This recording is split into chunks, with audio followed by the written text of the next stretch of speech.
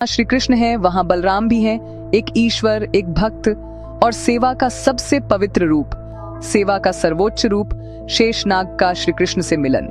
भगवान विष्णु जब शेषनाग पर शयन करते हैं तो शेषनाग को परम आनंद मिलता है। वे विष्णु के सबसे प्रिय सेवक और वाहन हैं। शेषनाग ने यह संकल्प लिया था कि जब भगवान विष्णु श्री कृष्ण के रूप में धरती पर अवतरित होंगे तब वे भी उनकी सेवा के लिए जन्म लेंगे। भगवान कृष्ण के बड़े भाई बलराम वास्तव में शेषनाग के अवतार हैं। जब देवकी के गर्भ से सप्तम पुत्र को कंस ने मारने की योजना बनाई तब भगवान विष्णु की लीला से वह गर्भ रोहिणी के गर्भ में स्थानांतरित हो गया और वहां बलराम का जन्म हुआ। बलराम सदैव श्री कृष्ण के साथ रहे, बचपन में, युवावस्था में और युद्धों में भी। वे उनके सखा, सहारा और संरक्षक बने रहे।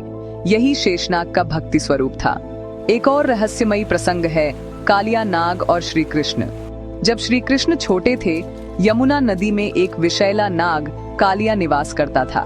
उसने नदी को विषैला कर दिया था। श्री कृष्ण ने जाकर कालिया से युद्ध किया और अंत में उसके सिर पर नृत्य किया।